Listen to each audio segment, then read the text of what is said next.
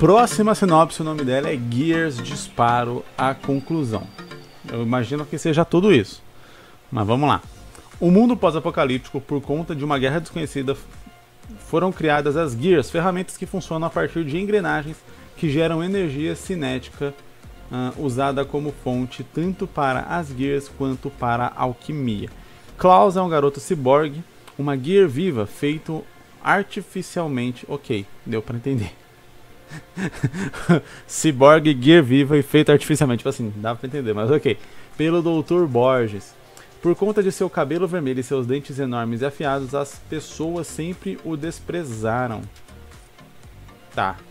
Crescido na Vila Latão do Oeste, Klaus é um delinquente. Depois de se envolver numa briga com um grupo de baderneiros, ele conhece uma garota chamada Mimi, que pede a ele por proteção. Inicialmente ele recusa, mas depois de descobrir que assim como ele, ela também é um ciborgue, ele concorda em proteger ela. Achei interessante, gostei da premissa. Achei assim que ficou um pouco infantil o lance de o povo despreza ele porque ele tem cabelo vermelho e dente enorme e afiado, sabe? E não porque ele é um ciborgue. Ficou meio estranho.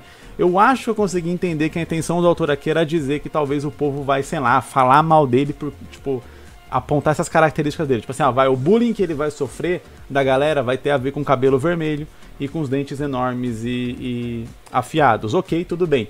Mas ele ser desprezado por conta disso, sendo que depois tem um lance de ele vai proteger a menina porque ela também é ciborgue e tal, então tem um negócio, sabe? Você meio que tira um pouco o foco da coisa. Então, ele seria desprezado ou sofreria muito por ser um ciborgue, por não ser um ser humano completo ali, digamos assim.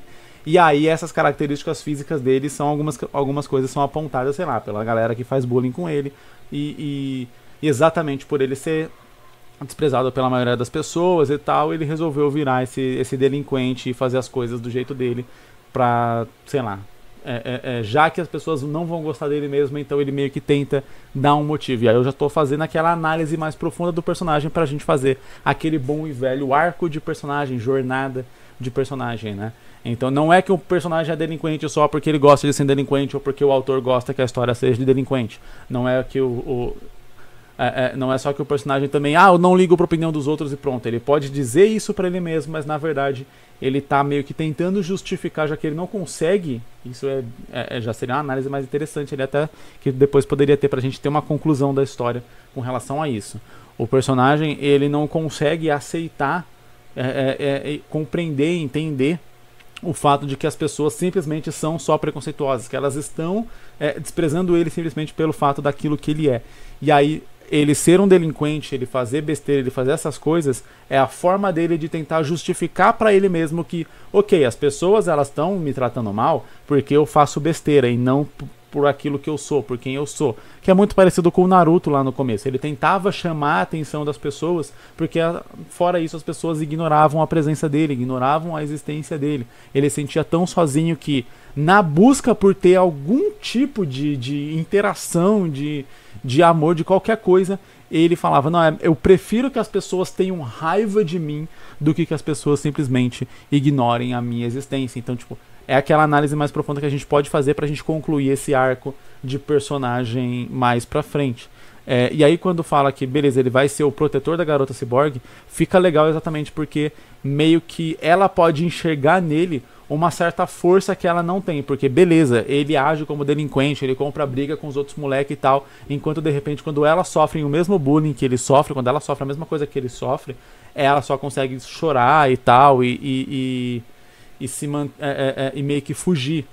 E aí ela enxerga nele uma forma de tipo, nossa, você consegue lidar com isso.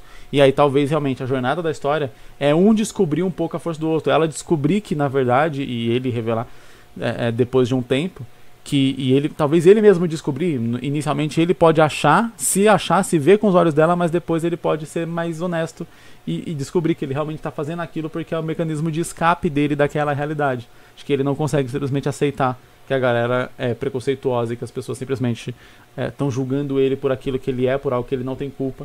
Então ele prefere que julguem por algo que ele tem culpa. Seria uma jornada interessante para ele entender melhor e se aceitar melhor, né? E ela também. E aí seria interessante se tivesse alguma coisa que ele considerasse muito forte E quando eu falo forte, não é a menina dar um murro e derrubar uma parede, mas forte no sentido de alguma atitude, alguma coisa que ela faz que ele não teria a mesma força para fazer, ele não teria a mesma coragem, a mesma resiliência. E aí meio que um vai entender a força do outro e vai se apoiar no outro, que vai fortalecer essa relação entre eles. E eu nem tô falando aqui, entrando no mérito, se vai ser uma história mais focada em romance ou não, algo assim.